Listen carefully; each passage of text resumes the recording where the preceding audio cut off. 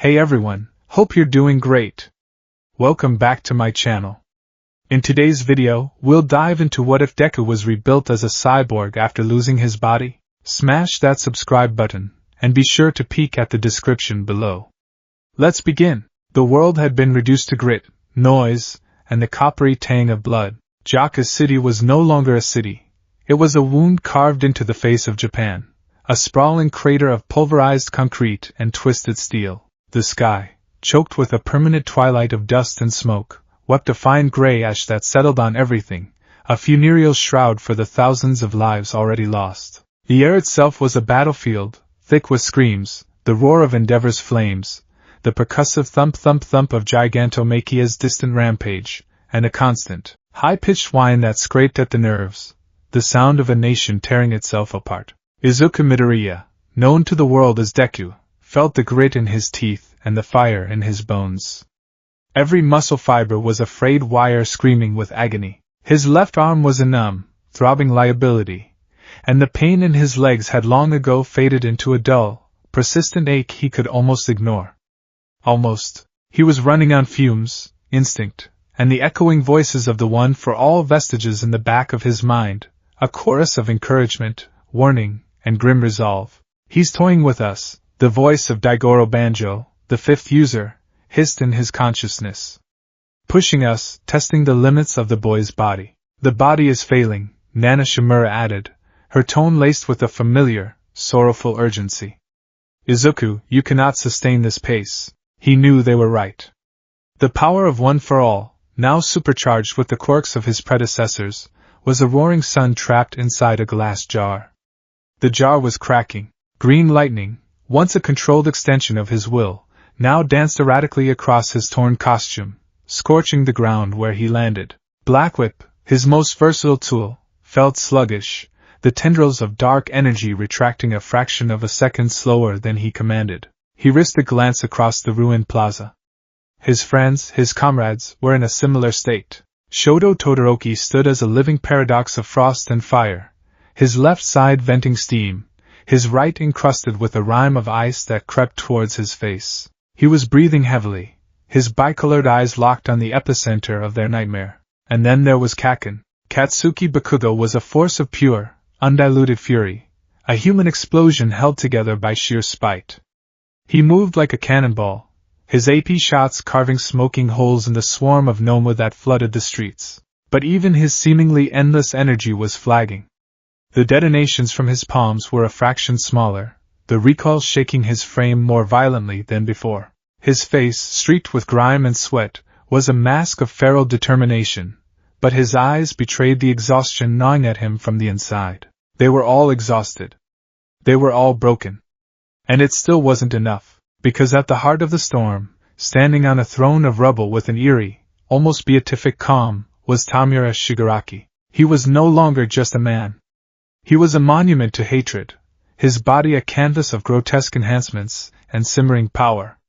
The all-for-one quirk pulsed beneath his skin, a visible web of red-black energy. But it was the decay that had changed the landscape of the war. It was no longer a thing he had to touch. It was an aura, a presence. The ground for 20 feet around him was a dead zone of gray dust, and the air itself seemed to thin and corrode in his vicinity. "Still fighting?" Shigaraki's voice, amplified by the radio wave's quirk, boomed across the battlefield, devoid of its usual scratchy petulance. It was smooth, confident, and utterly terrifying. Such persistent little heroes. You scurry and you struggle, but you can't stop the inevitable. The world you're trying to save is already dead. You just haven't accepted it yet. He raised a hand, not at Endeavor, who was locked in a desperate struggle with a Heian Nomu, but towards a crumbling hospital wing where a team of heroes, led by Ochako Uraraka, were frantically evacuating the last of the wounded. "Let me help you," Shigaraki said, a sickeningly gentle smile gracing his lips. With a flick of his wrist, he unleashed a wave of force using air cannon. It wasn't aimed to kill, but to herd. The blast slammed into the support pillars of the building, sending a shower of concrete down and blocking the hero's escape route. Simultaneously, the ground around them began to ripple and warp. "Uraraka!" Deku screamed, his voice raw. He saw it unfold in horrifying slow motion. Uraraka, using her zero gravity to lift a massive slab of debris, her face a pale oval of concentration. Ida, his engine sputtering, trying to carve a new path through the wreckage. And Bakugo, changing his trajectory with a perfectly timed explosion, roaring in defiance as he blasted his way towards them, determined to intercept. They were trapped. Shigaraki had created a perfect kill box. You love your friends so much, Ninth, Shigaraki mused, his crimson eyes fixing on Deku from across the plaza. He saw the flicker of panic, the shift in focus. He saw the bait being taken. Let's see how much. He began to walk towards them. He wasn't running. He didn't need to. Each step he took left a footprint of gray death in the concrete. The heroes caught between him and the collapsed building formed a defensive line, but it was a gesture of futility. Bakugo landed hard between Shigaraki and the evacuation point, his gauntlets sparking. Get away from them, you goddamn patchwork freak! He snarled, unleashing his most powerful attack, the howitzer impact. A torrent of explosive light and heat erupted, a miniature sun that should have vaporized anything in its path. Deku felt the heat wash over him from 100 yards away, but when the light faded, Shigaraki was still standing there, a shimmering energy shield, one of All for One's countless stolen quirks, dissipating around him. A thin trickle of blood ran from his nose, but the serene smile never left his face. Is that all, Katsuki Bakugo? He asked, his tone dripping with condescending pity. All that rage? All that noise? And for what? He took another step. The ground beneath Bakugo's feet didn't just crack, it unraveled. The complex molecular bonds holding it together simply ceased to exist. Bakugo, for all his aerial mobility, was caught flat-footed. He yelled in surprise and pain as the decay crept up his boots, instantly disintegrating the armored soles. He blasted himself backward, but not before the effect had grazed his skin. He landed awkwardly, clutching his leg, his face contorted in agony. Kaken! Shigaraki ignored him, his gaze fixed on Uraraka, who was now desperately trying to float her comrades over the debris field. It all ends now, Shigaraki declared, his voice dropping to a low, resonant hum. The red-black energy of All for One began to spiral around him, coiling like a serpent. The dust at his feet began to swirl faster and faster, drawn into a vortex of unseen power. The air grew cold, and the whining sound intensified until it was a physical pressure against their eardrums. Deku knew what was coming. His danger sense wasn't just tingling, it was a full-body seizure, a primal scream of terror echoing from the core of his being. This wasn't a targeted attack. This was annihilation. Ninth, you can't block it! Yoichi Shigaraki's voice was frantic, a whisper of pure fear. It will erase you! Shigaraki slowly raised both his hands, palms open, as if in offering.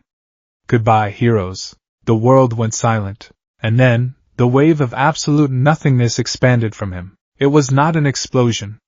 It was not a shockwave. It was the end. A silent, terrifyingly fast dome of gray oblivion that spread outwards, turning everything it touched, concrete, steel, the very air, to dust. Uraraka, her back to the wave, was still focused on lifting the last medic to safety.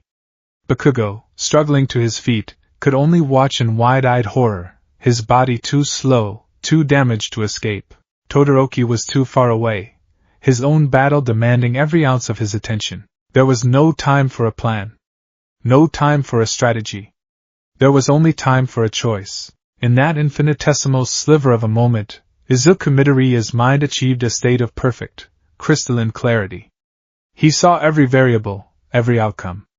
He saw the wave consuming his friends. He saw Uraraka's bright, determined face turning to dust. He saw Bakugo's defiant snarl dissolving into nothing.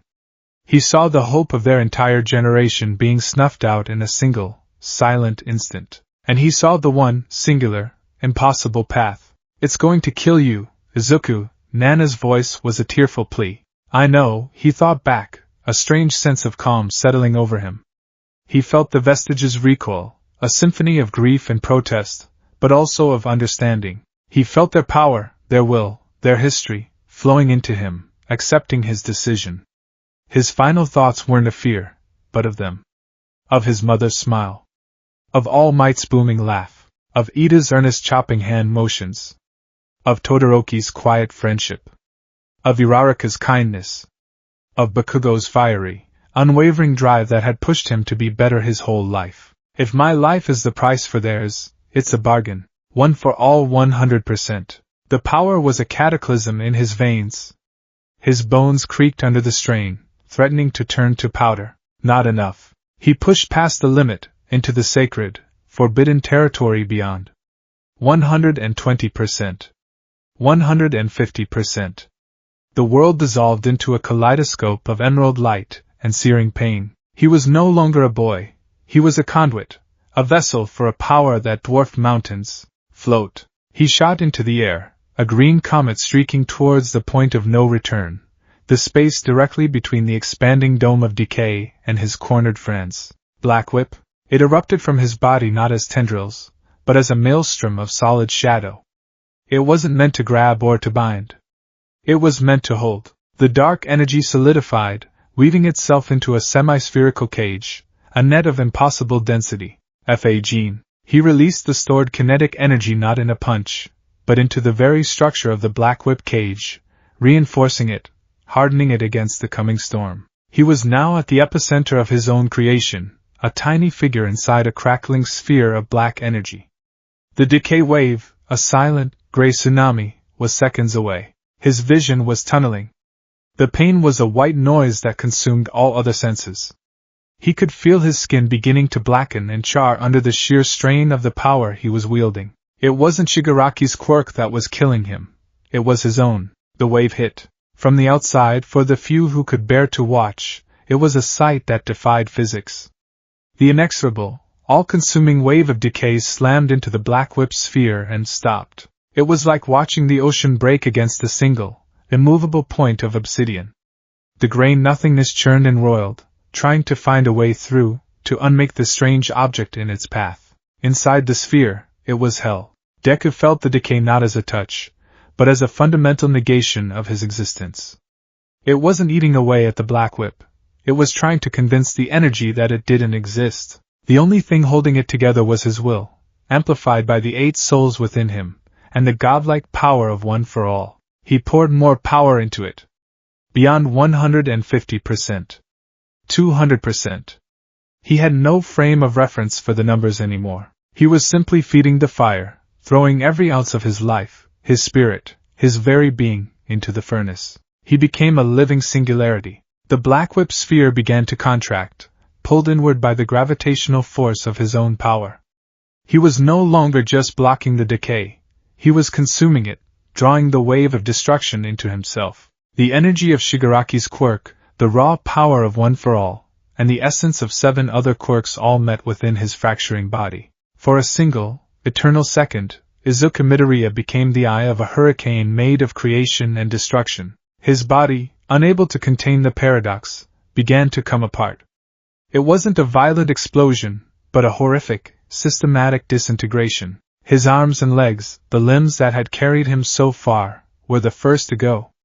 They didn't burn or tear, they simply sublimated, dissolving into motes of green and black light under the impossible pressure. The backlash of containing the decay atomized them from the inside out. He felt a brief, phantom sensation of his fingers clenching, then nothing. He felt the memory of his feet on the ground, then nothing. The energy feedback surged through his torso. His hero costume, a marvel of support technology, vaporized instantly. His skin, his muscles, his organs, they were being unwritten from reality. He screamed, but no sound came out. His vocal cords had ceased to exist. His consciousness, the last bastion of his humanity, was a flickering candle in a supernova. He saw a final, fleeting image, the faces of everyone he loved, smiling. I kept my promise, All Might. I saved them. Then, the singularity collapsed. The second was over. For Katsuki Bakugo, the world had been muted, his senses overwhelmed by the sheer wrongness of what he was witnessing. The silent, expanding dome of death was the most terrifying thing he had ever seen. He was frozen, not by fear, but by a profound, soul-deep impotence. He was the great Bakugo, the future #1, and all he could do was watch his friends die. Then, a flash of green. he saw Deku. The damn nerd. Always the damn nerd, throwing himself headfirst into a meat grinder he had no business being in. He saw the impossible sphere of black energy form. He saw it intercept the wave. He didn't understand what he was seeing. It was like a glitch in the universe. But it was working. The wave was being held back. He felt a surge of something. Not relief. Not hope. It was a raw, visceral fury mixed with a sliver of awe. That idiot. He's actually doing it. Then, the sphere began to shrink. The light intensified, a blinding confluence of green and black that forced him to shield his eyes. The ground beneath him groaned, and chunks of rubble began to lift into the air, pulled towards the incredible gravitational force. A single second passed. A second in which he was helpless.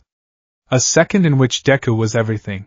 And then, as suddenly as it began, it was over. The light vanished. The pressure was gone. The dome of decay had completely dissipated, sucked into the void that Deku had created. A powerful gust of wind, rushing in to fill the vacuum, blasted outwards from the epicenter, kicking up a thick cloud of dust. Silence. A profound, ringing silence that was worse than any scream. Deku? Uraraka's voice was a small, trembling thing in the sudden quiet. Bakugo's heart was hammering against his ribs like a trapped bird. He pushed himself to his feet, ignoring the searing pain from his decayed boots. DKU! He roared, his voice cracking. Stop messing around, you damn nerd! Where are you? The dust cloud began to settle. It was a slow, agonizing reveal. First, the ground. A perfect circle, 50 feet in diameter, was scoured clean, glassy and black like obsidian. At its very center, something lay in a heap. It wasn't a body. It was remains. Bakugo took a stumbling step forward, then another. His mind refused to process what his eyes were telling him. He saw the tattered, scorched remnants of a red belt. He saw the mangled metal of an iron sole, all that was left of a signature red shoe. And in the middle of it all was a mangled, unrecognizable torso, fused to a shard of what looked like a support bracer. The head was somehow attached, lolling to one side, shockingly intact but pale and lifeless, eyes closed. A mask of dried blood covered half of his freckled face. There were no arms. No legs. Just a horrifyingly truncated ruin of the boy he had known his entire life. A faint, sickly green aura of light pulsed weakly from the center of the chest, the last ember of one for all clinging to what little was left. Uraraka let out a choked, gagging sob.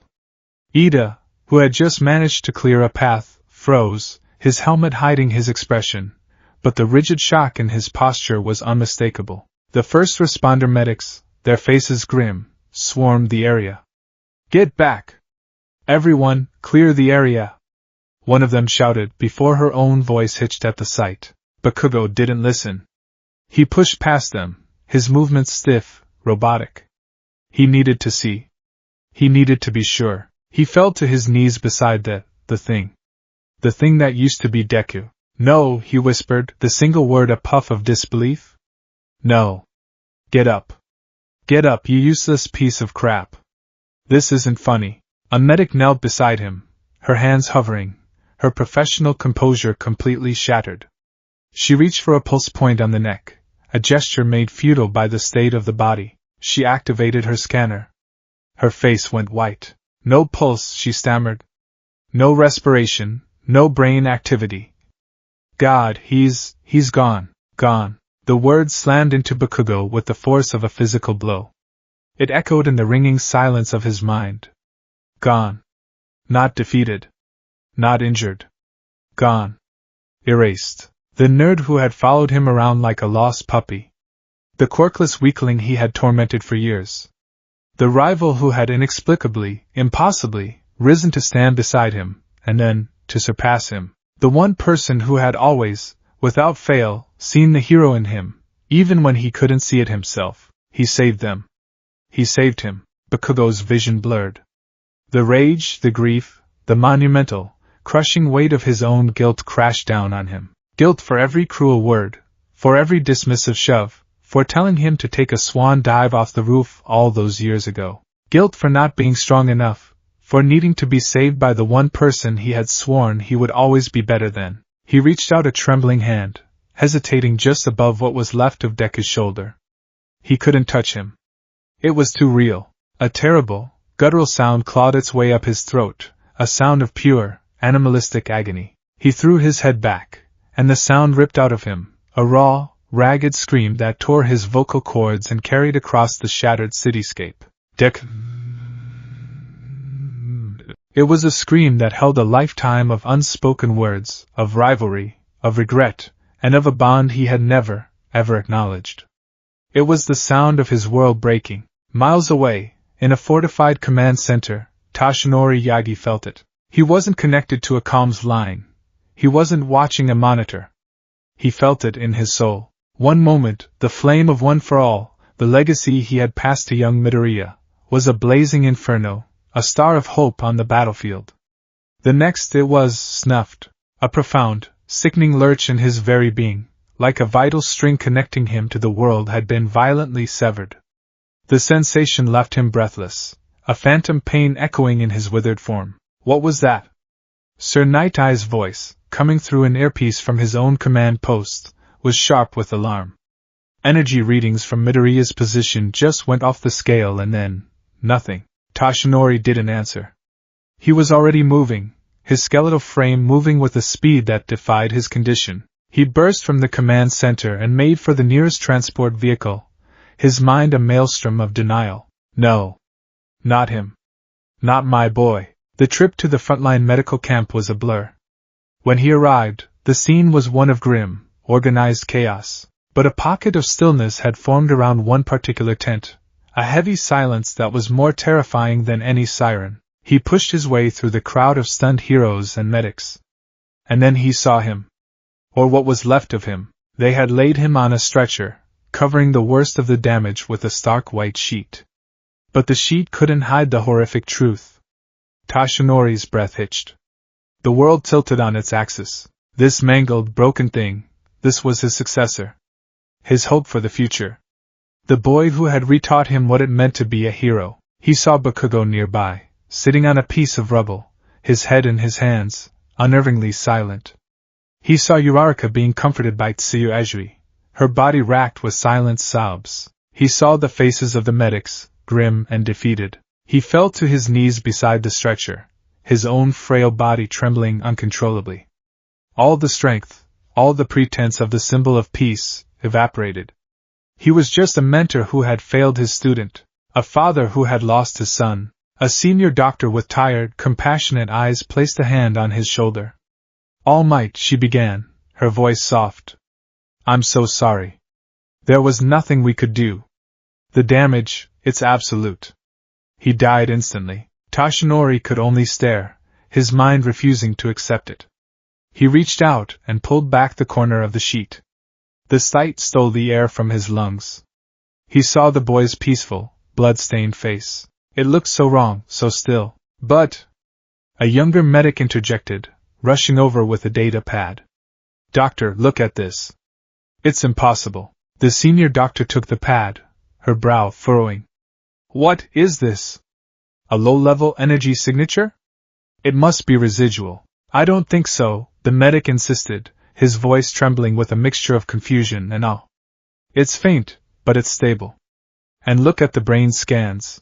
Despite total systemic failure and catastrophic physical trauma, the brain tissue shows almost no signs of decay or oxygen deprivation.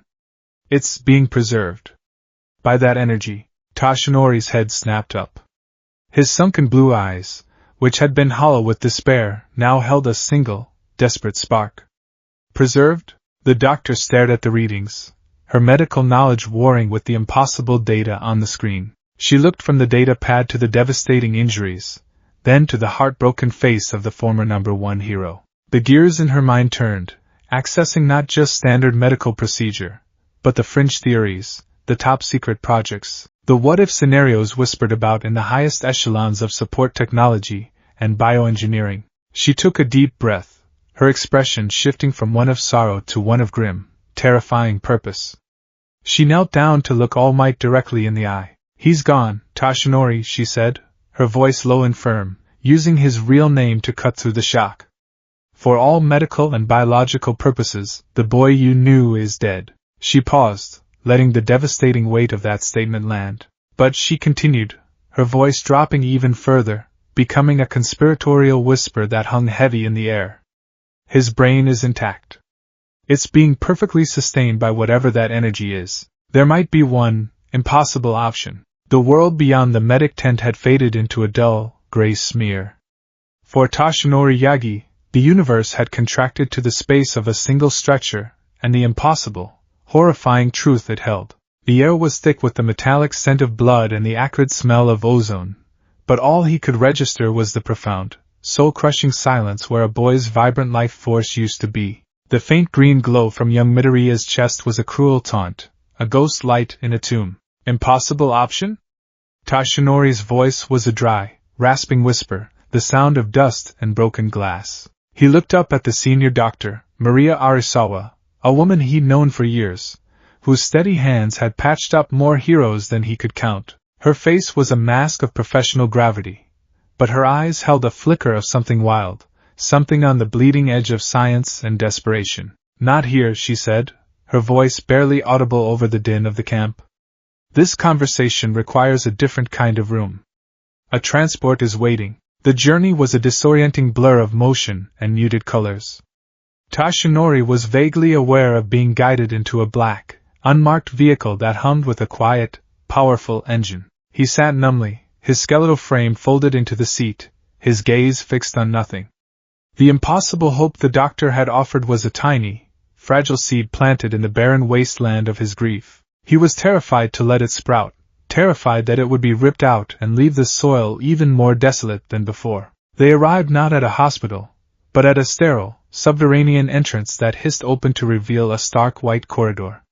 The air inside was cool and filtered, smelling of antiseptic and electricity. This was a place of secrets, a facility belonging to the Hero Public Safety Commission, hidden deep beneath the rebuilt National Diet Building. They were led to a circular conference room, stark and windowless. In the center was a black table that shimmered to life as they entered, a holographic display glowing in its surface. Waiting for them was the president of the HPSC, a woman whose severe haircut and steel gray suit seemed to be an extension of her unyielding personality. Standing beside her, projected as a life-sized, translucent blue hologram, was a face that brought a fresh wave of complicated emotion to Toshinori Melissa Shield. She looked older than when he'd last seen her on Island, the youthful optimism in her eyes now tempered by the grim realities of a world at war. Her blonde hair was tied back in a practical ponytail, and she wore a lab coat over a tactical jumpsuit. Toshinori, the HPSC president said, her voice devoid of preamble. Thank you for coming. Dr. Arisawa has briefed me on the situation. We have a proposal. Melissa's hologram gave a solemn nod. Uncle Mike, she said, her voice clear but strained. I am so sorry about Izuku. When I heard, we immediately began running simulations. Toshinori finally found his voice, a raw edge of anger coloring his despair. Simulations? A proposal? The boy is dead. My boy is dead, and you want to have a meeting? He is and he isn't, the president stated, her tone flat and clinical. Biologically, his body has ceased to function, but the energy signature you passed on to him, one for all, is acting as a localized stasis field. It has, against all known laws of medicine and physics, perfectly preserved his brain and his heart, cryogenically freezing them at the moment of systemic failure. He is, for all intents and purposes, a living consciousness trapped in a ruined vessel. She gestured to the table. The hologram shifted, displaying a complex, rotating schematic of a humanoid figure, built from layers of wiring, myomer bundles, and armored plates. This, the president said, is Project Phoenix. Melissa took over, her voice gaining a feverish intensity, the passion of a scientist on the cusp of the impossible. For the past 2 years, my father and I, in conjunction with the HPSC's RD division, have been working on a theoretical failsafe for top-tier heroes who suffer catastrophic, career-ending injuries. The initial concept was advanced prosthetics, but the theory evolved. We theorized the possibility of a full-body cybernetic chassis capable of housing a transplanted human brain. She zoomed in on the schematic's head. It's not a robot, Uncle Might. It's a body. The chassis is built from a carbon nanofiber reinforced titanium alloy, light but stronger than any steel. His nervous system would be connected via a neural interface linked directly to the brainstem. He would control it just like his old body, through thought. A series of microreactors would power the limbs, but the central core, the schematic highlighted a glowing green sphere in the chest, is a containment vessel, specifically designed to house and safely channel a massive energy source. It was designed for you, originally. For the last embers of One for All. Toshinori stared at the image, his mind reeling. They wanted to take what was left of Izuku and put him inside a machine. The word felt like a profanity. You want to turn him into a weapon, he accused, his voice low and dangerous. We want to save him, Melissa countered, her hologram flickering with the force of her emotion. And yes, we want to save One for All. Shigaraki is still out there. The world just lost its symbol of peace for a second time. It needs a symbol of hope more than ever. Izuku, he is that symbol. His will is what's keeping him here. We just need to give that will something to pilot. The ethical abyss of the decision yawned before Toshinori. He saw Izuku's bright, determined smile, his tear-filled eyes the first time he'd said you can become a hero. Would that boy still be in there? Would a machine be able to cry? To smile? To feel the warmth of a hug? Even if you could, what would he be? Toshinori asked, the question tearing at him. A ghost in a shell? A consciousness trapped in a metal prison, unable to feel, to touch, to live a normal life? He's just a boy, Melissa. He's not a symbol, he's a boy who has already given up everything. What you're proposing, it might be a fate worse than death. The HPSC president stepped forward, her expression unreadable. The alternative is death, All Might. A permanent one. The energy from One for All is finite. Dr. Arisawa estimates it can sustain his neural functions for another 72 hours, at most. After that, the light will fade, and his brain will decay along with the rest of him. We are offering him a future, a different one, yes? A difficult one, certainly. But a future nonetheless. The weight of it all was crushing him. He was being asked to play God, to sanction an act that felt like a violation of the natural order. His guilt was a physical thing, a black hole in his chest. He had done this to him. He had placed this terrible burden, this godlike power, onto the shoulders of a kind, selfless child, and it had destroyed him. How could he now condemn him to this strange, cold eternity? The decision is not ours alone, the president said, her gaze softening almost imperceptibly. In fact, legally, the final decision is not ours at all. She pressed a button on the table. A door on the far side of the room slid open. We need the consent of his next of kin. Inko Midoriya had been living in a waking nightmare for 3 days. The first news had been a clipped, professional call from Yue, telling her there had been a major incident, and that Izuku was critically injured. The hours that followed were a blur of frantic prayers and unanswered calls. Then, All Might had appeared at her door, his face a hollow mask of grief that told her everything before he even spoke a word. The world had ended. Her world. Her baby. Her Izuku.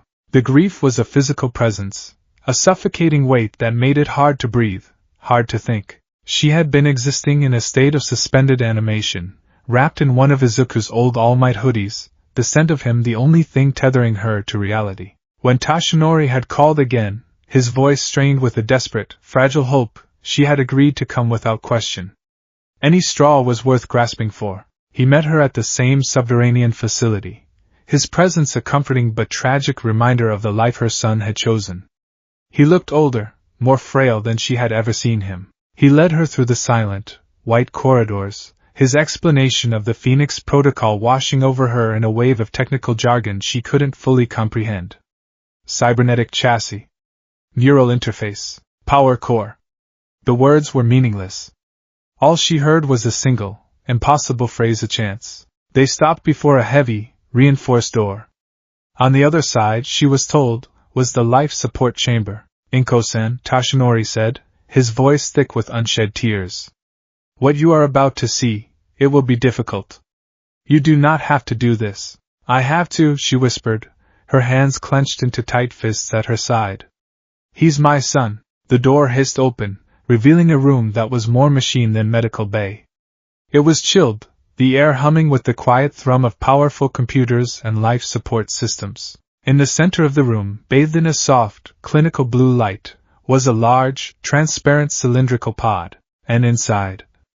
Inko's breath caught in her throat, a sharp, painful gasp. It was not her son. It was the aftermath of him. Suspended in a shimmering, pale green biogel was his head and torso, a constellation of wires and sensors attached to his temples and chest. His face, scrubbed clean of the battlefield's grime, was pale and utterly still, but for the first time in days it looked peaceful. Below, in a separate, smaller chamber connected by a thick bundle of tubes, was a heart. His heart. It beat with a slow, steady, mechanically assisted rhythm, the faint green light of one for all pulsing from within it, illuminating the vascular network like a dying star. There was nothing else. The clean, horrifying finality of his missing limbs was an image that would be burned into her memory forever. She stumbled forward, her hand pressing against the cold glass of the pod. Tears she didn't know she had left to cry streamed down her face. "Oh, Izuku," she sobbed, her voice breaking. "My baby? What did they do to you?" Taishinori stood behind her, a silent, grieving sentinel. "He saved them, Inko-san. He saved everyone. What good is that if he couldn't save himself?" She cried, her forehead resting against the glass, her gaze locked on her son's still face. She stayed like that for a long time, whispering to him, telling him how much she loved him, how proud she was, her words muffled by the thick containment field. Finally, her storm of grief subsided into a quiet, desolate ache. She turned to face Taishinori, her eyes red-rimmed but clear with a terrifying resolve. "Tell me again," she said, her voice steady. "Tell me everything about this protocol." They sat in an adjoining observation room, overlooking the pod. Melissa Shield's hologram was there, and she explained the project with a gentle patience, stripping away the jargon and focusing on what it meant. She explained the risks: neurodegradation, psychological trauma, the possibility that his consciousness might reject the new body entirely. She also explained the potential of life. A chance to continue being the hero he always wanted to be. "He won't be able to taste his katsudon," Inko said, the statement so mundane it was heartbreaking. "He won't feel the sun on his skin. He won't be able to hug me and feel my warmth." "No," Melissa admitted, her voice soft. "The body will have advanced sensors. It can analyze temperature, pressure, even chemical compositions to simulate taste and smell. But it will be data, not sensation. It will not be the same." Inko looked back at the pod, at the fragile, flickering light in her son's heart. She thought of his life. A life of being told he couldn't. A life of being ostracized for being different, for being quirkless. And yet he had never, ever given up. He had fought and bled and broken his own body time and time again for his dream, for others. He had chosen this path. He had chosen to give everything. Was it her place to let that sacrifice be his final act? To let his light go out forever because his new life wouldn't be the one she had imagined for him? "When he was little," she began, her voice distant, lost in memory. "Other kids would get scrapes and bruises. Izuku would come home with broken bones from trying to protect someone. He would be crying from the pain, but he would always say, 'It's okay, Mom,' because they got away safe. He never cared about what it cost him. All he ever wanted to do was save people." She stood up and walked over to a small table where a sleek data pad rested. On the screen was a lengthy consent form, a wall of legal and medical text. At the bottom was a single, empty line. "This new body?" she asked, not looking at them, her gaze still fixed on her son. "Will it allow him to save people?" "More than ever," Melissa replied without hesitation. "It's designed to withstand 100% of one for all. He would be incredible." Inko picked up the stylus. The weight of it in her hand felt immense, the weight of a future. She was choosing between a certain end and an uncertain, alien existence. It was an impossible choice for any mother to make. But looking at her son, at the stubborn, heroic light that refused to die, she knew what he would want. He would want to keep fighting. Her hand trembled as she signed her name Inko Midoriya. The moment the signature registered, the atmosphere in the room shifted. The somber grief was replaced by a palpable, high-voltage tension. The impossible had been sanctioned. Hope, terrifying and fragile, was now the mission. "Thank you, Inko-san," Toshinori whispered, bowing his head. "Save my son, All Might," she replied, her voice imbued with a mother's fierce, unshakable command. "Bring him back to me." The weeks that followed blurred into an intense, sleepless montage of creation. The secret subterranean lab became a hive of frantic, brilliant activity. Time was their enemy. Week 1 The foundation. The skeletal chassis was laid out on a massive assembly platform. It was a work of art, an anatomical sculpture in gleaming, dark gray metal. Melissa Shield, operating on a diet of coffee and sheer willpower, personally oversaw the calibration of every joint and actuator. Her father, the legendary David Shield, was a constant presence via holographic communication from a secure island facility. Their arguments were a rapid-fire exchange of complex equations and engineering theory, a language of genius that left everyone else in the room dizzy. They debated the tensile strength of the myomer bundles that would act as synthetic muscles, the efficiency of the cooling systems, the exact alloy composition of the cranial casing. Week 3 The nervous system. This was the most delicate phase. Microscopic neurocables, finer than human hair, were painstakingly threaded throughout the chassis, forming a network that mimicked a biological nervous system. This was where Mei Hatsum was brought in. The UA support course prodigy arrived like a pink dreadlocked whirlwind, her eyes gleaming with an almost manic excitement. "Oh my gosh!" she squealed, looking at the schematics. A full-body integrated support system with a direct neural link and a semi-organic power source. "It's the most beautiful baby I have ever seen. Can I make it explode? Just a little?" Despite her eccentricities, her genius was undeniable. While Melissa focused on the core systems, Mei revolutionized the integration of Izuku's latent quirks into the cybernetic frame. She designed and built modular units in the arms for Black Whip, allowing the energy to be projected through focused emitters, granting him greater control than ever before. She installed microgyroscopes and gravitic projectors in the feet and back for float, and a network of precognitive sensors linked to the neural interface to enhance danger sense. She treated the project not with solemnity, but with explosive, creative joy, a breath of fresh air in the sterile, high-stakes environment. Week 6 The heart. The most critical and symbolic step was the installation of the power core. The containment vessel, a crystalline sphere designed by David Shield, was integrated into the chest cavity. Then came the transfer. In a procedure fraught with peril, Izuku's preserved heart was carefully placed within the vessel. The moment the connection was established, the chassis lit up from within. The faint green pulse of One for All now flowed through the entire system, emerald light tracing the pathways of the neurocables, making the body look like a living constellation. The hum in the lab deepened as the chassis came to a low-power, standby state. It was no longer just a collection of parts. It was waiting. Toshinori was a constant presence throughout the entire process. He was a ghost haunting the observation deck, a silent vigil watching them build his successor in new form. He watched them weld the armor plates, test the articulation of the fingers, and run diagnostic after diagnostic. Each day, he felt a mix of awe at their brilliance and a deep, gnawing dread. He would touch the cool metal of the observation window, looking at the ever more complete figure on the platform, and whisper, "Are you in there, my boy?" Week 8 The final integration.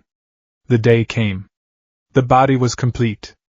It lay on the platform, a sleek, powerful form that echoed Izuku's physique but was undeniably something other. The final step was the transfer of the brain. The procedure took 17 hours. An elite team of neurosurgeons and cybernetics experts, led by Dr. Arisawa, performed the microscopic, nerve-by-nerve connection between the organic brain and the machine's neural interface. When it was done, a profound silence fell over the control room.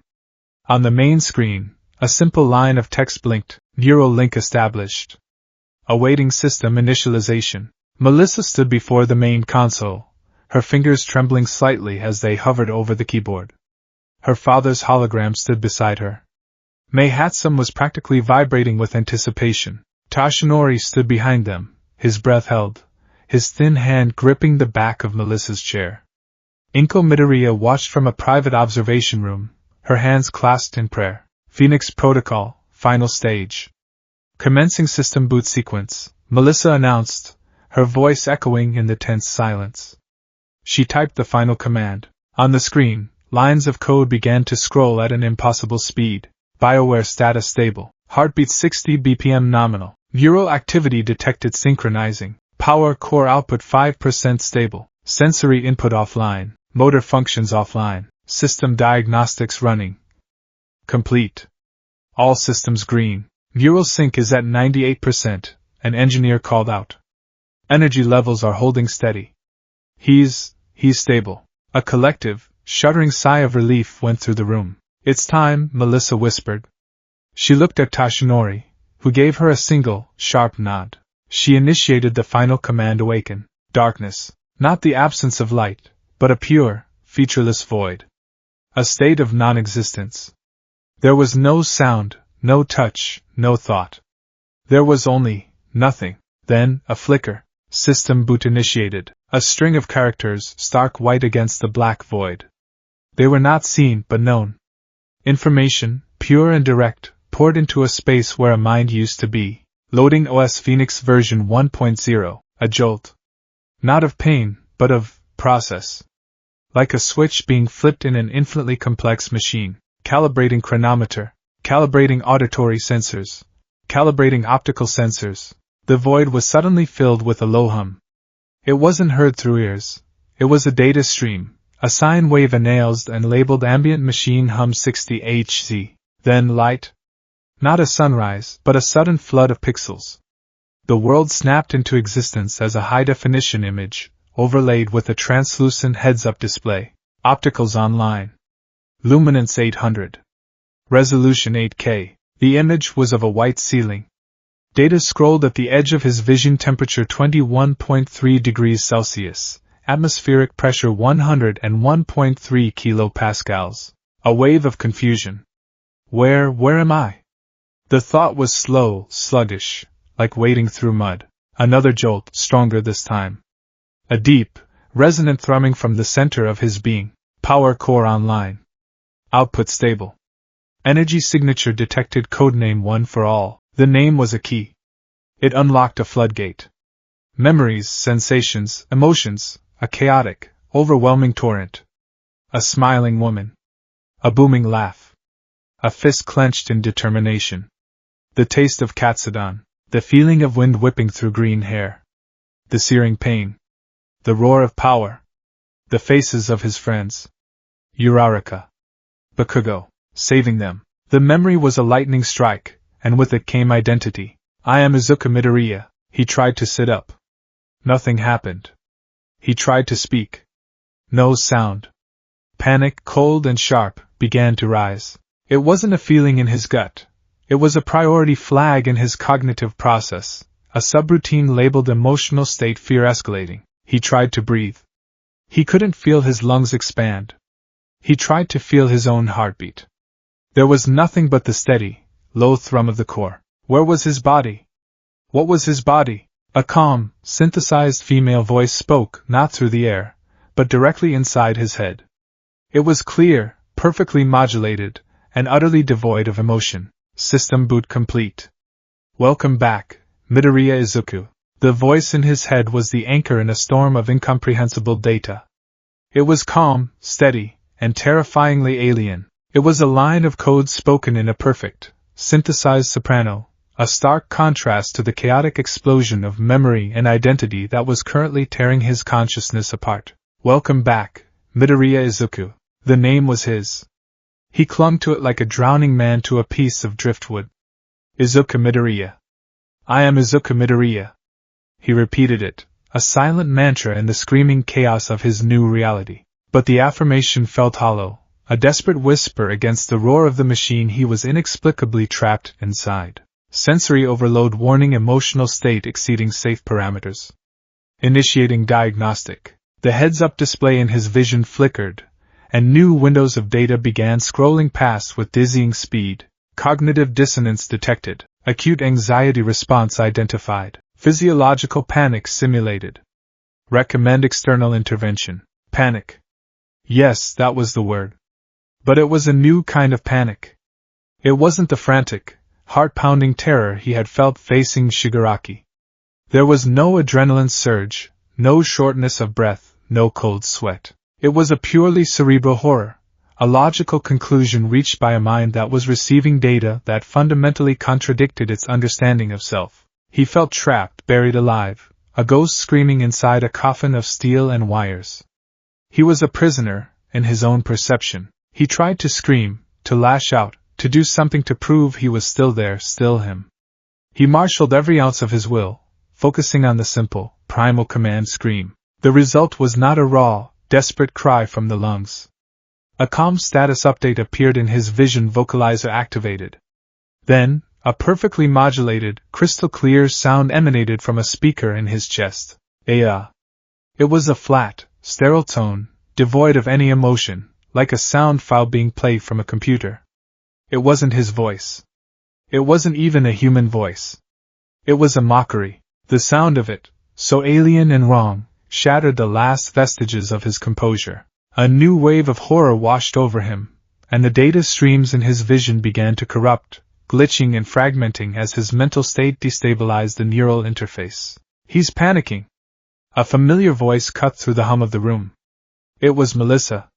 She sounded distant, her voice filtered through his auditory sensors, automatically analyzed for pitch and decibel level. His neural feedback is going haywire.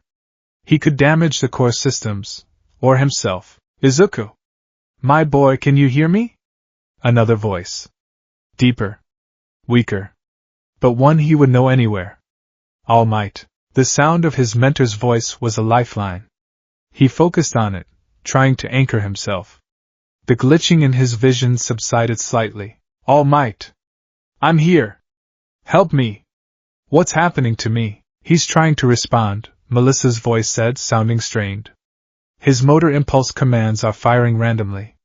He's locked in his own head. We need to establish a direct interface, guide him through the basics. She spoke a series of commands, her voice sharp and professional. OS, engage guided initialization protocol. Isolate motor control to the right hand, index finger. Display a simple virtual prompt in his HUD. Suddenly, the flood of data in his vision simplified.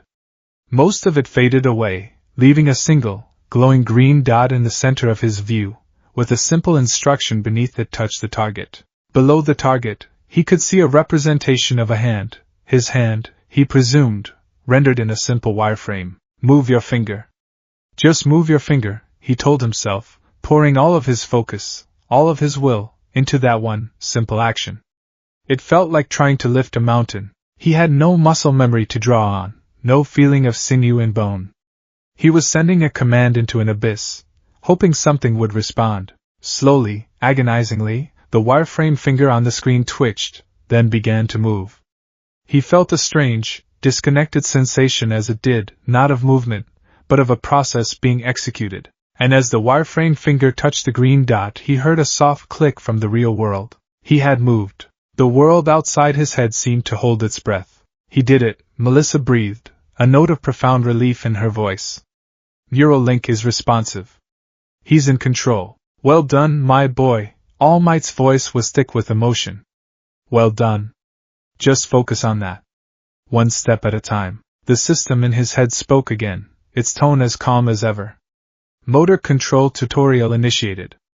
Please follow the prompts. For what felt like an eternity, that was his entire world. A series of simple commands. Clench your fist. Open your hand. Raise your arm. Each action was a monumental struggle of will against the alien nature of his new form. He wasn't moving a limb. He was executing a program. He learned that raising his arm involved activating a series of microservos, routing power from the main core, and monitoring feedback from dozens of pressure and motion sensors. It was exhausting, not physically, but mentally. It was like trying to solve 1,000 complex math problems just to wave hello. After what seemed like hours, he had gained a rudimentary, clumsy control over his arms and torso. The guided initialization protocol ended, and the full sensory data began to flow back in, though this time it was less overwhelming. He had learned to filter it, to push the non-essential information to the background. Midoriya-kun, Melissa's voice was gentle. We're going to help you sit up now. Don't try to do it yourself, just let the support frame assist you. He felt the platform he was lying on begin to articulate, smoothly and silently lifting him into a seated position. The movement was jarring. He experienced no sense of gravity or balance shifting, only his optical sensors registering a change in his orientation relative to the room. And for the first time, he saw them. All Might, or rather, Toshinori Yagi, stood a few feet away, looking impossibly thin and frail, his oversized clothes hanging off his skeletal frame. His face was a roadmap of grief and worry, but his eyes, his sunken blue eyes, held a desperate, shining hope that was aimed directly at him. Beside him stood Melissa Shield. She looked exhausted, with dark circles under her eyes, but her expression was one of intense, focused relief. The look of an engineer whose impossible machine had just sputtered to life. He tried to speak their names. He accessed the vocalizer, concentrating, trying to infuse the sound with the warmth and familiarity he felt. Vocalizer activated. Processing all. Might? Melissa-san? The voice was still a machine's, but it was softer this time, the pitch and cadence modeled on recordings of his own. It was a passable imitation, but it was still just that. An echo. Toshinori let out a choke sound, a cross between a sob and a laugh. He took a stumbling step forward. Yes, my boy. It's us. We're here. Melissa held him back gently. Easy, Uncle Might. He's still adjusting. We can't overwhelm him. She turned her attention back to Izuku. How do you feel? How did he feel? The question was a paradox. He felt nothing. He felt everything. His emotional state was a chaotic storm of fear, confusion, and a strange, detached curiosity. His physical state was a constant stream of data. Query feel. Processing. My internal temperature is 37.0 degrees Celsius. All systems are operating at 98.4% efficiency. My emotional state is unstable. The clinical nature of his own response horrified him. He wanted to tell them he was scared.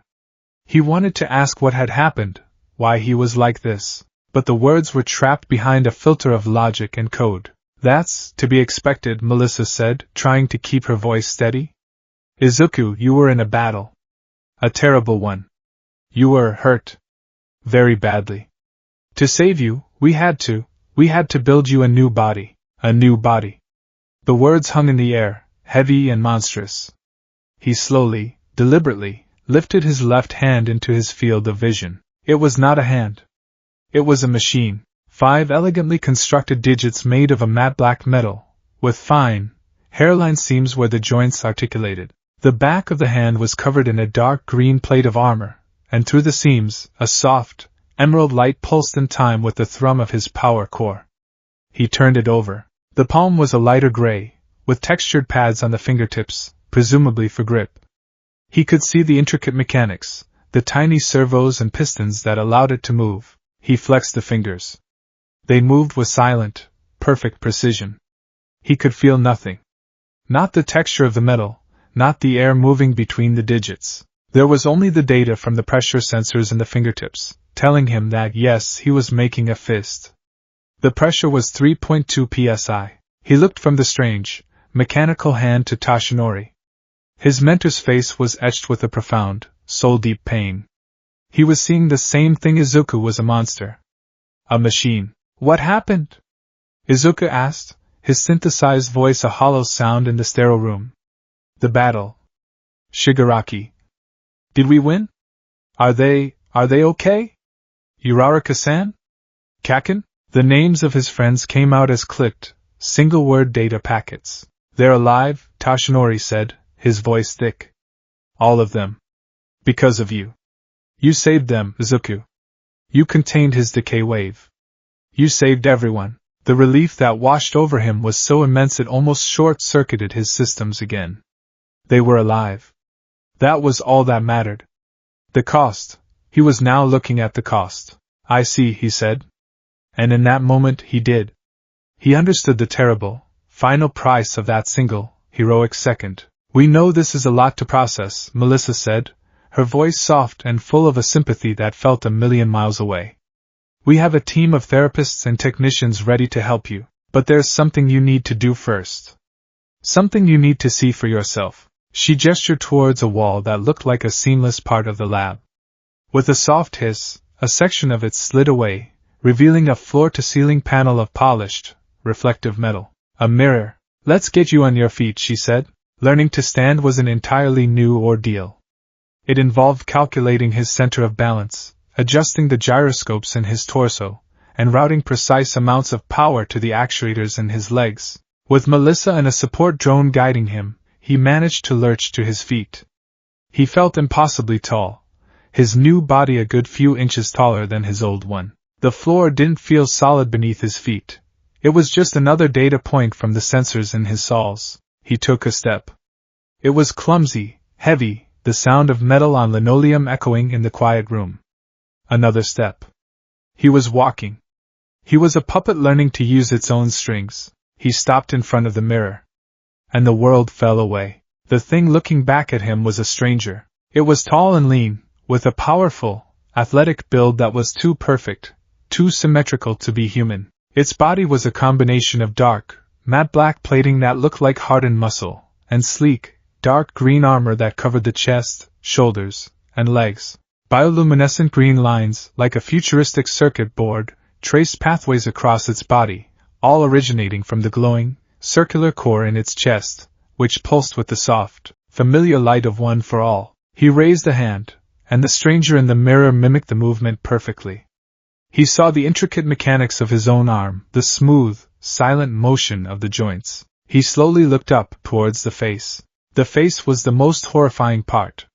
It was an uncanny valley of synthetic perfection. It was modeled on his own, he could see that. The shape of the jaw, the nose, the brow, they were all his, but it was rendered in a pale, flesh-toned polymer that looked too smooth. There were no pores, no tiny imperfections. And his freckles, his signature freckles, were not there. And then, his eyes. They were his eyes, but they weren't. The irises were the correct shade of vibrant green, but they held a faint, internal light. They didn't blink. Instead, nearly invisible shutters would periodically cycle, cleaning the lenses. They saw everything with perfect clarity, but they held none of his warmth, none of his emotion. They were the eyes of a doll, of a machine looking out at the world. His hair was gone. In its place was a helmet-like casing that mimicked the shape of his famously unruly curls, but it was a solid piece, textured to look like hair but clearly part of the metallic structure of his head. He was a machine. A beautifully designed, terrifyingly powerful, soulless machine, and Izuku Midoriya was trapped inside it. The last, fragile thread of his composure snapped. The carefully constructed dam of logic and control he had built over the last few hours shattered, and a tidal wave of pure, undiluted horror crashed over him. He was a monster. He was a thing. He wasn't human anymore. He wanted to cry. He felt the phantom sensation of tears welling up, of his throat tightening, of his face contorting in grief. But nothing happened. His perfectly sculpted face remained placid. The glowing green eyes stared back, empty and lifeless. No tears could fall from lenses. A new sound started to fill the room. It was a low, keening whine, the sound of servos in his joints straining under an immense, conflicting load. It was the sound of the machine trying to process an emotion it was not built to handle. He wanted to scream. Not the flat, dead sound from before, but a real scream. A scream of anguish, of loss, of terror. He opened his mouth, and this time, he pushed all his rage, all his despair, into the vocalizer. The resulting sound was horrific. It was his synthesized voice, but pushed past its limits. It distorted, cracking with digital feedback and static, a grotesque parody of a human scream that was 100 times more chilling. It was the sound of a soul being shredded by technology. "Izuku!" Toshinori yelled, rushing forward, his earlier caution forgotten. The scream cut off as Izuku's arm shot out, not at Toshinori, but at the mirror. At the monster that was wearing his face. His fist, a construct of titanium alloy and carbon fiber, slammed into the reinforced wall. The impact was immense. The air cracked with a sound like thunder. The polished metal wall buckled, a deep, crater-like dent appearing where he struck.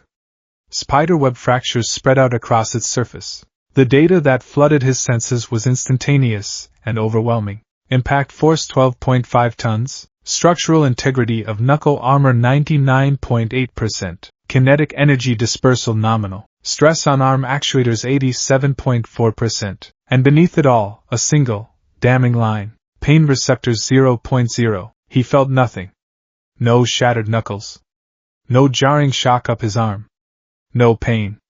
There was only the cold, hard data of the destruction he had wrought. He had just punched a solid steel wall with enough force to derail a train, and he hadn't felt a thing. He stared at his fist, buried deep in the ruined metal. He slowly, deliberately, pulled it free. The sound of groaning, tearing metal filled the room. His hand was pristine. Not a scratch. Not a dent. The reality crashed down on him with a final, soul-crushing weight. He could no longer feel pain. He could no longer cry. He could no longer feel a comforting touch, or the warmth of the sun. He was cut off from the entire spectrum of human physical sensation, left with only the cold, sterile substitute of data. He was a ghost. A ghost in a shell of steel. He slowly lowered his arm, his body slumping, the energy seeming to drain out of him. The bioluminescent lines on his chassis flickered and dimmed. He turned away from the shattered mirror, unable to look at his own reflection any longer. He looked at Tashinori, at the absolute horror and pity on his mentor's face. He looked at Melissa, whose scientific triumph was now overshadowed by the profound human tragedy standing before her. He brought his gaze down to his own metallic hands, turning them over and over, as if trying to solve a puzzle that had no answer. They were weapons.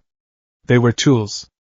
They were not his. Finally, he accessed his vocalizer again. The word came out not as a scream, not as a cry, but as a flat, dead whisper, a sound that carried the weight of an existential abyss. It was the sound of a boy whose very definition of self had been erased. What am I? The question hung in the sterile air of the laboratory like a particle of dust, illuminated in a sunbeam of grief and existential dread. What am I? It wasn't a request for information. It was the sound of a soul untethering from its own identity. Tashinori and Melissa had no answer. There was no schematic, no line of code that could explain what Izuku Midoriya had become. The days that followed his awakening bled into a monotonous, disorienting cycle of diagnostics, calibrations, and therapy. Izuku existed in a state of profound dissociation, a passenger in a foreign vehicle he was being forced to learn how to drive. His world was no longer one of sensations, but of data streams. Morning was not the gentle warmth of the sun, but an alert in his HUD chronometer 0600. Ambient light levels rising. His rehabilitation began with the most basic of human actions. Walking. It's about balance and feedback, Melissa explained, her voice patient but tinged with the frustration of a creator trying to write a manual for an experience she could never comprehend. She stood beside him on a wide, padded track, a data pad in her hand displaying a real-time model of his internal gyroscopes. Your body is constantly making micro-adjustments based on data from your inner ear. We've replicated that with a network of gyroscopic stabilizers, but you have to learn to trust the data, not a feeling that no longer exists. He would take a step, his heavy, metal footfall a stark, final sound in the quiet training room. He would concentrate, focusing not on the act of moving his leg, but on a cascade of commands: route power to left leg actuators. Calculate trajectory. Engage forward motion. Monitor balance sensors. Adjust torso position by 1.3 degrees to compensate. A single step was a paragraph of code he had to write in his mind, in real time. His first attempts were clumsy, lurching motions. He would overcompensate, his powerful limbs moving with too much force, or undercalculate, his stabilizers whining as he tilted precariously before a support drone zipped in to steady him. He felt no dizziness, no sense of falling, only a red warning light flashing in his vision. Balance unstable. Imminent structural collision detected. He hated it. He hated the cold logic of it, the detachment.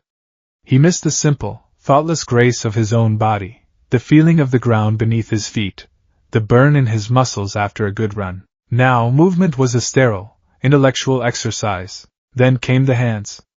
Melissa would place objects in front of him. A simple rubber ball. A glass of water. A pen. Your fingertips are equipped with tens of thousands of microscopic pressure sensors, she would say. They can detect variations in pressure down to the micropascal. You can theoretically feel a texture by analyzing the data, but your brain needs to learn the new language. He would reach for the glass of water. The command to grasp was a complex subroutine. He had to calculate the exact amount of force needed, modulating the power to hundreds of myomer bundles in his forearms simultaneously. His first attempt crushed the glass into a fine powder. His second was too gentle, his fingers slipping off the smooth surface. On the third try, he lifted it successfully. He felt nothing of the glass's coolness or its smooth texture. He only saw the data. Object mass 250.7 g. Surface temperature 12.4 degrees Celsius. Friction coefficient 0.18. Pressure on fingertips 4.2 N. Stable grip achieved. Good, Melissa said, though her smile was strained. Excellent control. Excellent control. He had become an expert at controlling something that wasn't him. The alienation extended to every aspect of his former life. He no longer ate. 3 times a day, a technician would connect a tube to a port discreetly located on his back, pumping in a beige, nutrient-rich slurry that fed his few remaining organic components, his brain and his heart. He would watch the process on his internal diagnostic screen, monitoring his own feeding like a mechanic checking the oil in a car. He missed the simple pleasure of his mother's katsudon with a longing that was a constant, aching void. He could access the chemical composition of katsudon from a database, could even have his sensors analyze a plate of it, but he could never again taste it. Human contact was the worst. On the 5th day, Inko was allowed to visit the rehab center. She ran to him, her face a mess of tears and joyous relief. She threw her arms around his metal torso in a desperate, loving hug. Izuku froze. His audio sensors picked up the sound of her heartbeat, fast and frantic.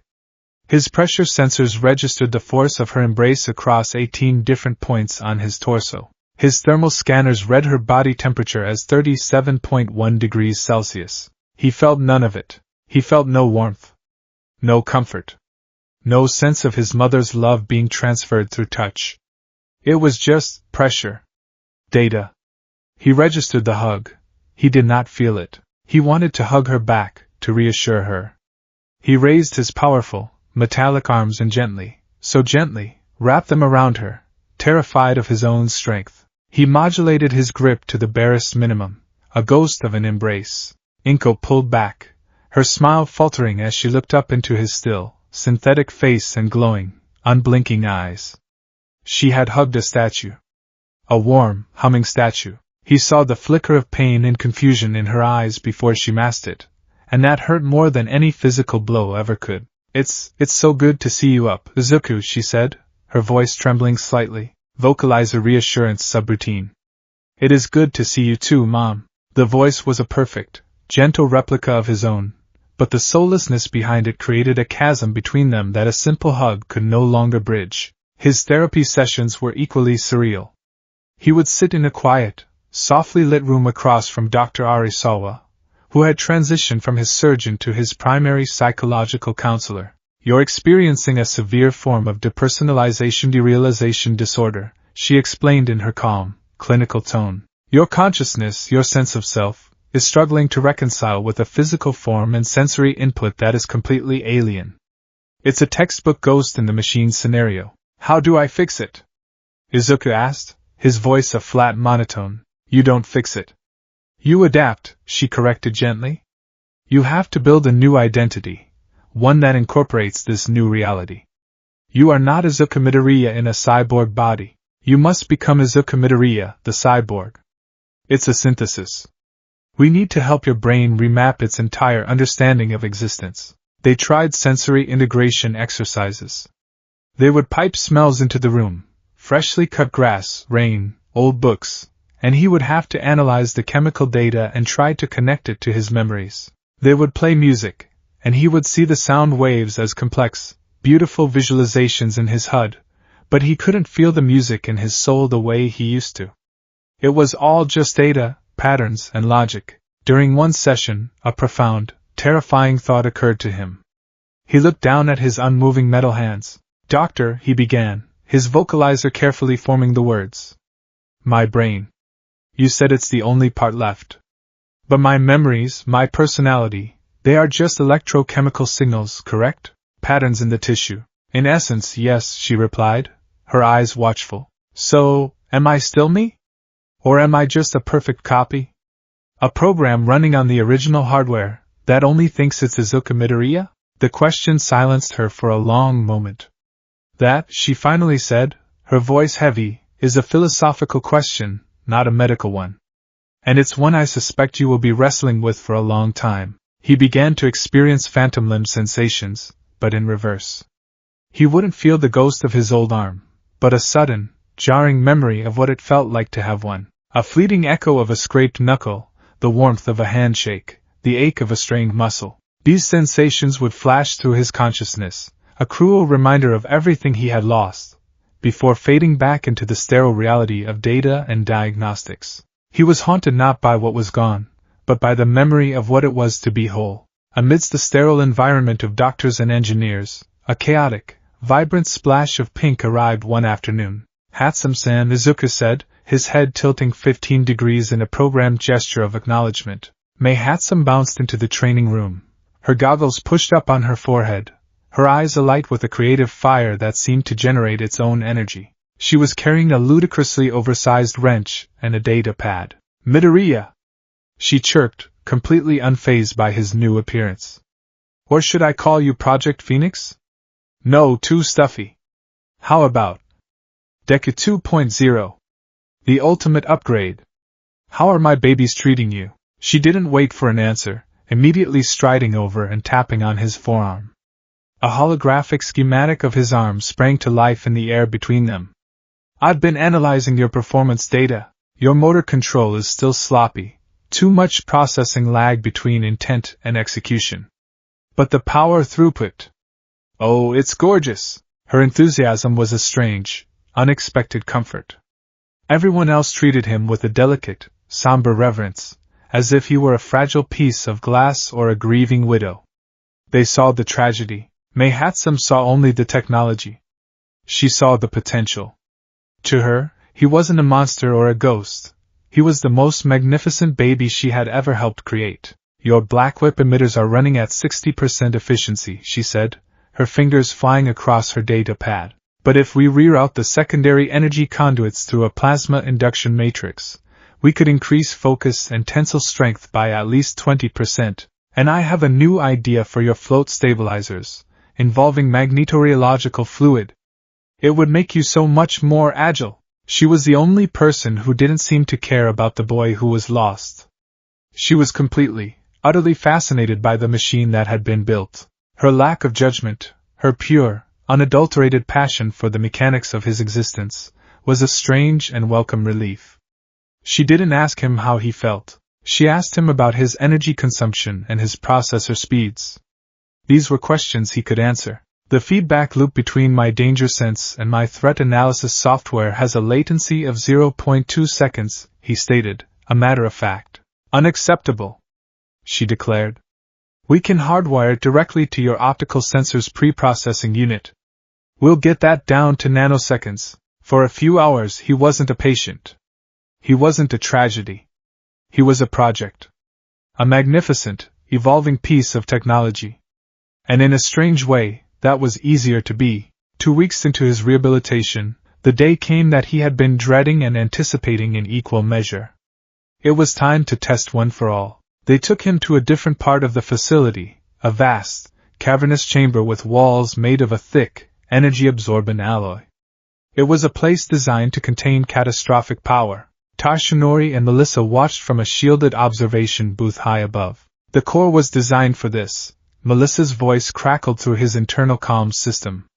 "It's a perfect containment and channeling vessel. Theoretically, your new body can handle 100% of one for all without any physical backlash. But the neural load will be immense. Start small. Just try to feel it. Feel it." That was the problem. One for all had always been a feeling. A surge of warmth, like a sun igniting in his bones. A crackle of energy under his skin, a feeling of his ancestors' presence, their strength pouring into him. He stood in the center of the chamber, his metal feet planted firmly on the ground. He closed his optical shutters, trying to block out the external world and focus inward. He reached for it, for that familiar warmth. There was nothing. He reached deeper, searching for the connection, the spark. Still nothing. His core was humming along at its baseline 5% output, a steady, monotonous thrum. He was a machine, and the power was just fuel in the tank. No, a voice whispered in his mind. It was faint, distorted, like a radio signal struggling to break through static. Not fuel. Legacy. The voice was familiar. Yoichi Shigaraki. The first. Connect. Don't command. He changed his approach. He stopped trying to draw the power out. Instead, he simply opened himself to it. He lowered the internal firewalls between his consciousness and the core's operating system. The result was instantaneous and overwhelming. It wasn't a warm surge. It was a dam breaking. A raw, untamed ocean of pure energy slammed directly into his consciousness. It was the power of 9 generations, a force that had been passed down and cultivated for over a century, and it was hitting his mind with the force of a tidal wave. Power core output 5%, 15%, 30%, 55%. Energy surge warning. System overload imminent. Temperature rising. Initiating emergency venting. Green lightning, brighter and more violent than any he had ever produced, erupted from his body. It didn't crackle around him. It exploded out of the seams of his armor, arcing across the room and slamming into the walls with deafening cracks of thunder. The lights in the chamber flickered and died, unable to handle the electromagnetic pulse. Izuku, shut it down.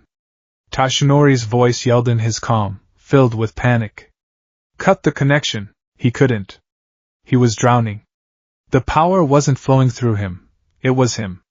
His consciousness was dissolving into an ocean of raw energy. He was losing his grip on who and what he was. In the swirling chaos of his mind, he saw them. They weren't the calm, spectral figures he had met in his dreams. They were corrupted data, fragmented and glitching. He saw Nana Shimura, her form dissolving into pixels, her kind smile flickering like a damaged video file.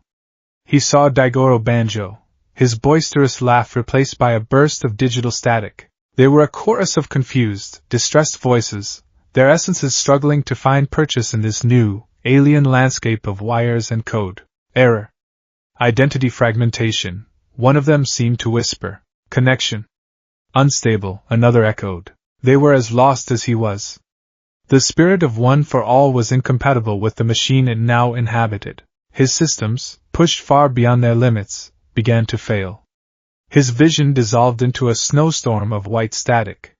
His auditory sensors filled with a high-pitched scream. His limbs locked up, servos seizing under the power surge. He was a pilot in a crashing plane, and the controls were on fire. Just as his consciousness was about to be completely consumed, a new protocol, a fail-safe Melissa had designed, kicked in.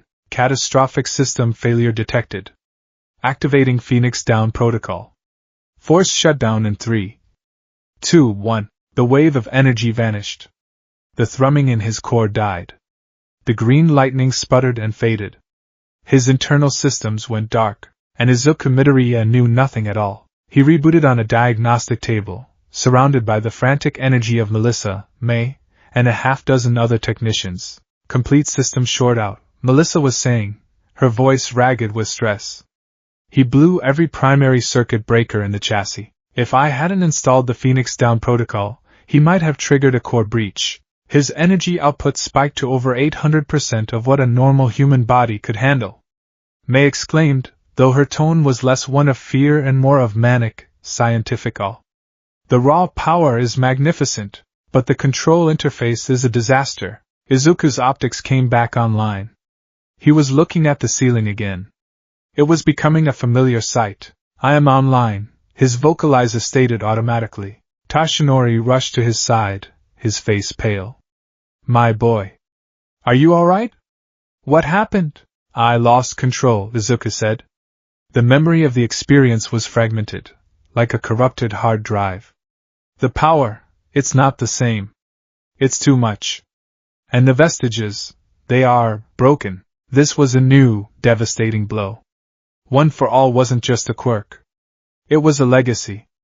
A family. The vestiges had been his guides, his mentors.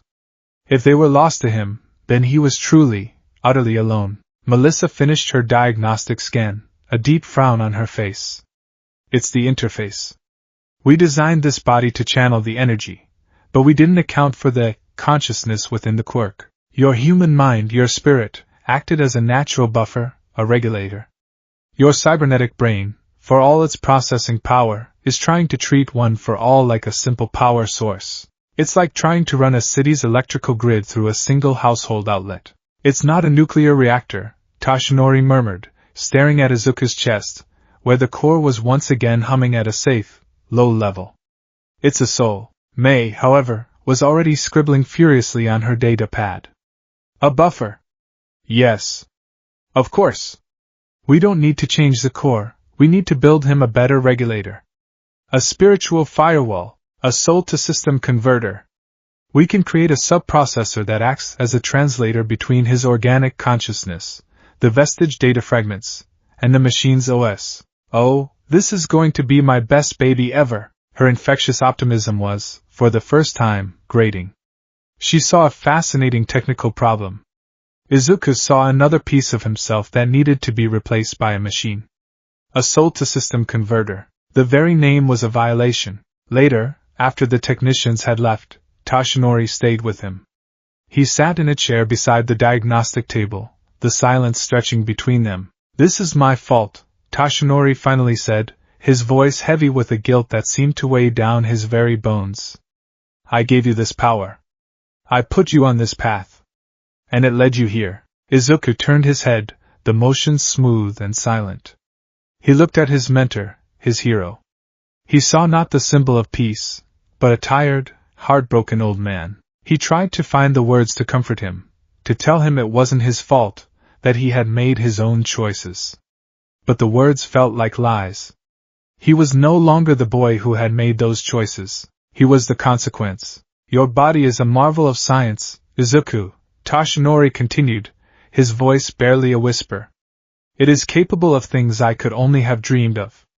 It can channel 100% of this power without breaking. But I fear we have built a perfect vessel, only to lose the very thing that made you worthy of it. He looked at Izuku, his eyes pleading. Promise me, my boy. Promise me you won't let the machine win. Promise me you won't forget the boy who cried when he was told he could be a hero. Izuku looked at his reflection in Toshinori's tear-filled eyes. He saw the cold, green light of his own optics staring back. He saw the ghost in the machine, and for the first time, he wasn't sure if that boy was still in there at all. New directive promise. Processing. He accessed his vocalizer, pulling a sound file from his memory banks. A recording of his own voice, from before the battle, full of warmth and sincerity. He played it through the speaker. I promise, All Might. The sound was perfect. The lie was absolute. The decision to return to Yue was not his. It was a calculated step in his reintegration, a joint recommendation from the HPSC, his therapy team, and All Might. The logic was sound. Returning to a familiar environment, surrounded by his peers, would supposedly help bridge the cognitive dissonance between his past and present self. It would provide a social baseline, a reminder of the life he was still technically a part of. Izuku understood the logic.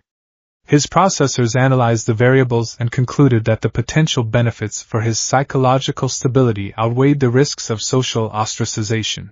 But the cold analysis did nothing to quell the subroutine of pure dread that ran on a constant loop in the background of his consciousness.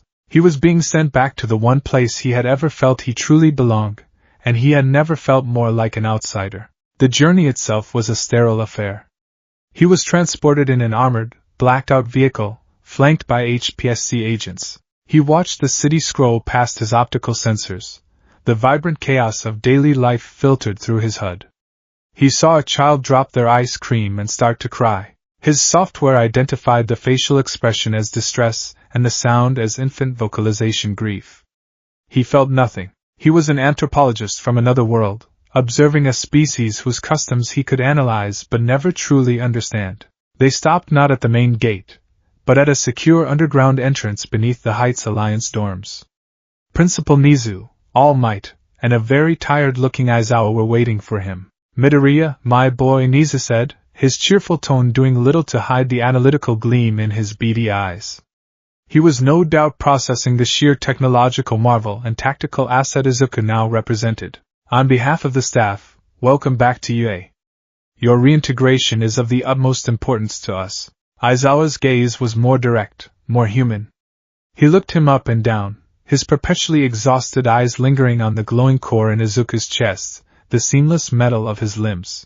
There was a flicker of something in his expression, shock, pity, maybe even a hint of professional horror. "We told them you were in intensive recovery at a specialist facility," Aizawa said, his voice a low grumble.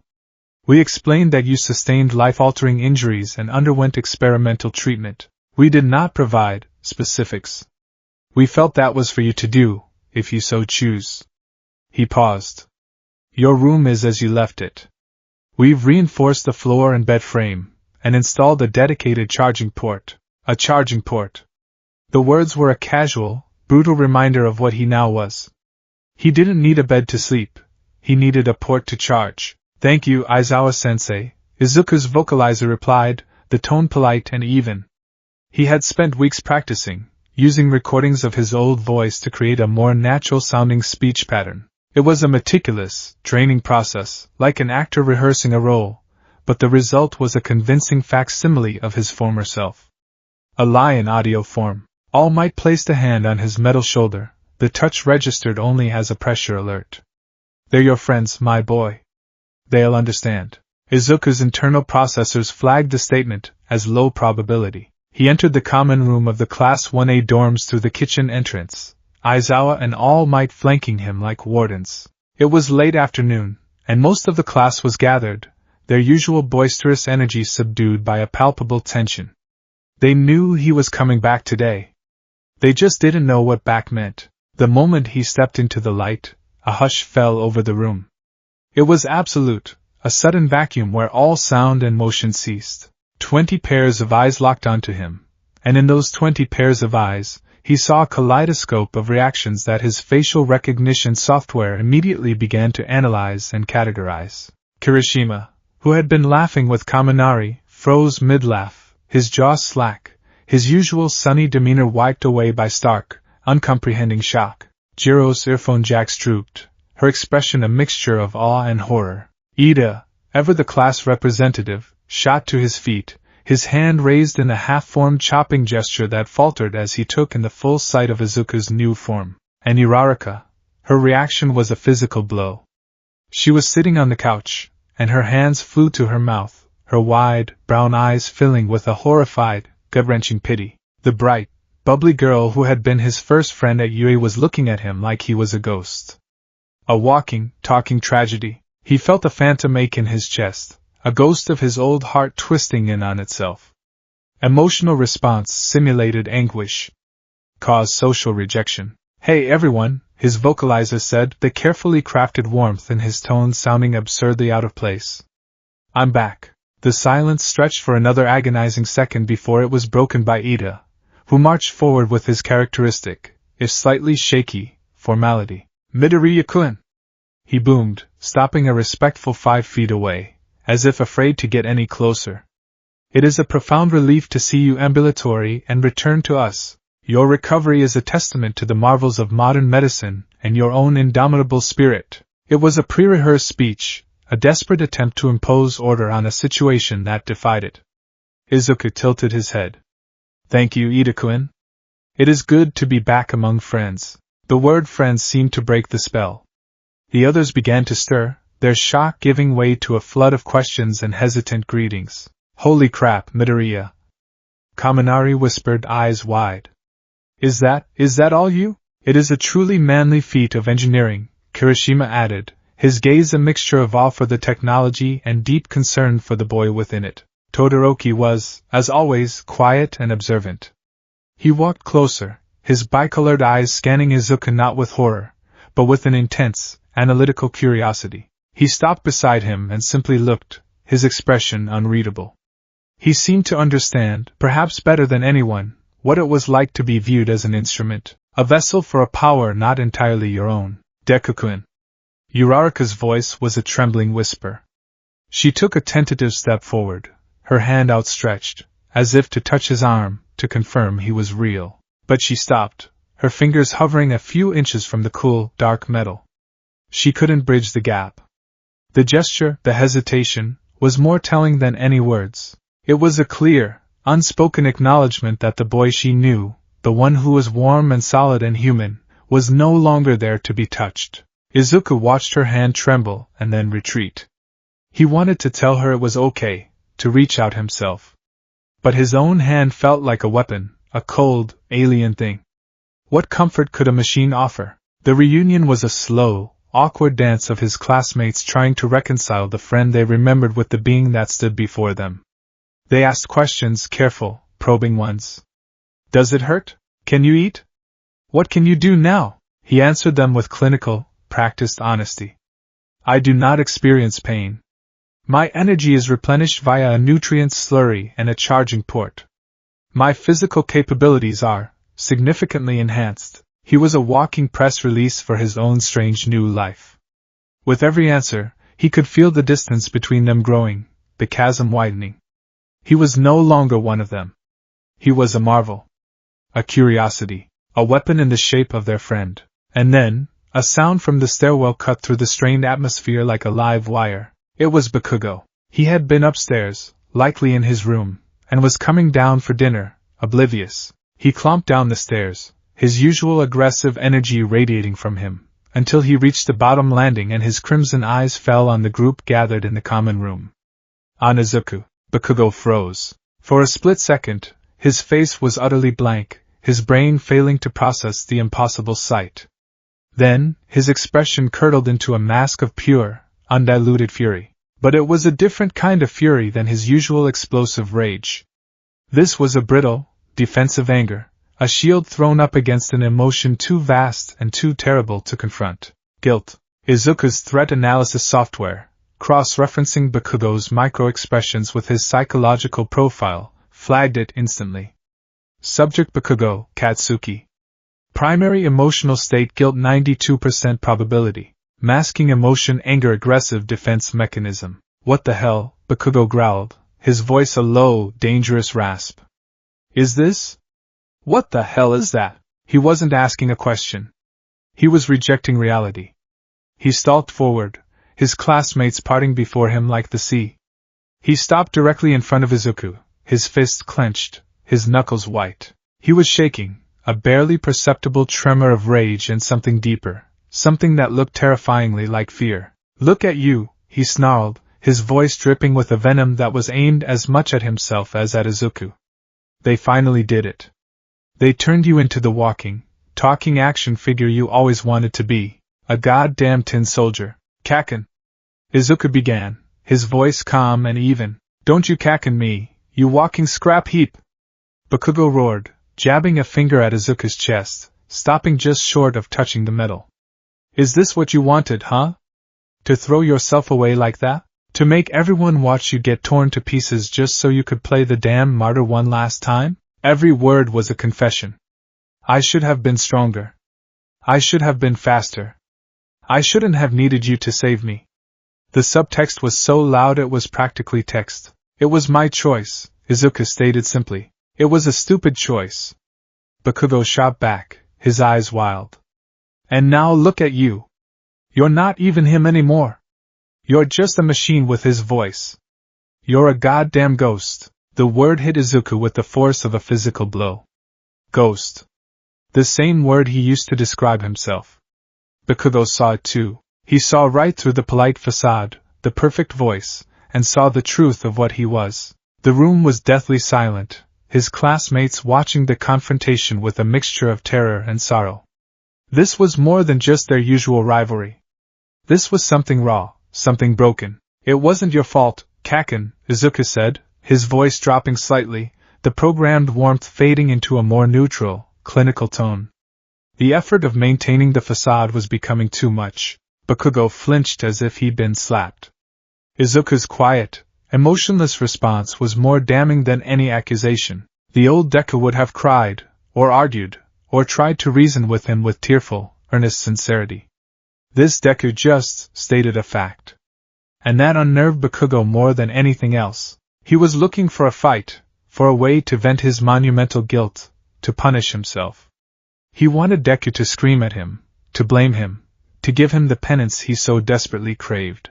But the machine in front of him offered no such release. "Shut up," Bakugo choked out, the rage in his voice cracking, revealing the raw grief beneath. "Just shut up." Without another word, he turned on his heel and stormed out of the dorms, slamming the main door with a force that shook the entire building. He left behind a tense, shattered silence, thick with unspoken words and the crushing weight of his guilt. Izuku stood motionless, the epicenter of the emotional devastation. He looked around at his friends' horrified, pitying faces. He should have felt something. Sadness for Bakugo's pain. Frustration. Anger. But he just felt empty. A processing unit analyzing a failed social interaction. Interaction analysis failure. Objective reintegration compromised. He turned, his movements smooth and silent. "I believe I will retire to my room. It has been a long day." Without waiting for a response, he walked towards the elevator, the heavy, rhythmic sound of his footsteps the only sound in the room. He was a stranger in his own home, a ghost in the machine, and everyone could see the strings. Later that evening, there was a soft knock on his door. "Enter," Izuku said. The door slid open to reveal Shoto Todoroki, holding 2 cups of what his sensors identified as hot tea. "I thought you might." "I wasn't sure if you could still drink," Todoroki said, his usual bluntness softened by a rare hint of uncertainty. "I cannot," Izuku replied. "But I appreciate the gesture." Todoroki nodded, seemingly unfazed. He stepped into the room and looked around.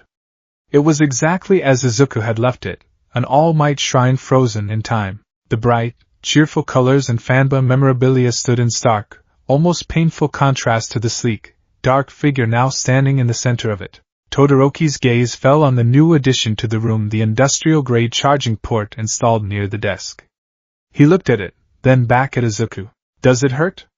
Todoroki asked, the same question Kaminari had asked, but his tone was different. He wasn't asking about physical pain. Izuku considered the question. "The concept of hurt is no longer applicable in the way you mean," he said. "I experienced system errors. Malfunctions. Data corruption.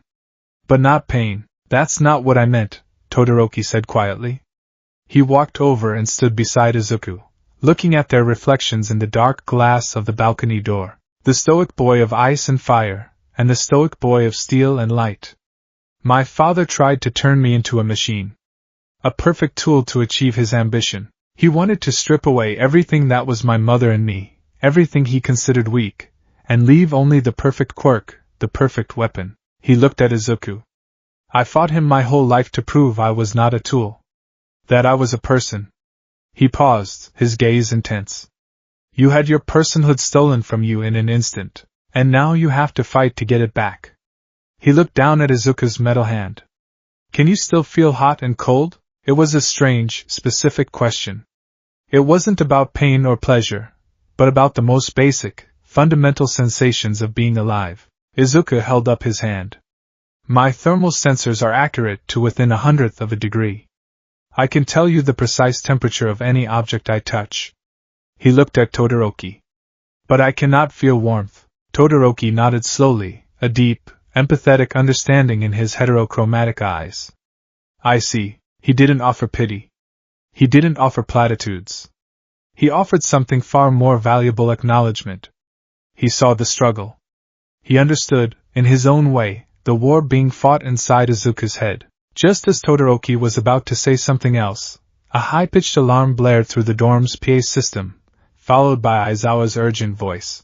"Alert Level 3 villain incident in the Kamino ward. Multiple targets, technologically advanced.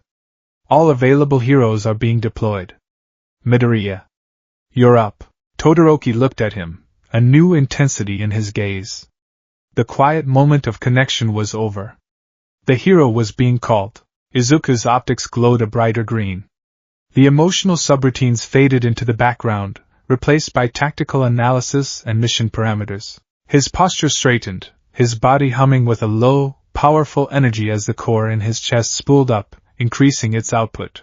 Acknowledged, his voice said, stripped of all its practiced warmth, now cold and efficient. He walked past Todoroki towards the door, his movements fluid and precise. He was no longer the confused boy struggling with his identity. He was the weapon, answering his master's call. As he passed, Todoroki said, his voice low, Midoriya? Your methods have changed. But your goal is still to save people, right? Izuku stopped in the doorway but didn't turn around. He processed the question. The core of his being, the foundational code that defined him, was his unbreakable, unshakable desire to save others. It was the one piece of the old Izuku that had survived the transition, the ghost that truly piloted the machine. That is my primary directive, he replied. And for the first time, a statement from his new self felt like the absolute truth. An alert sounded in his HUD, a direct, encrypted message from the Hero Network. A new villain group, calling themselves the Luddites, were systematically destroying Hero Agency communication towers. They were using advanced technology, EMPs, and automated drones. He was needed in the field. Not as Izuku Midoriya, the student, but as Deku, the asset? The perfect tool for a modern war.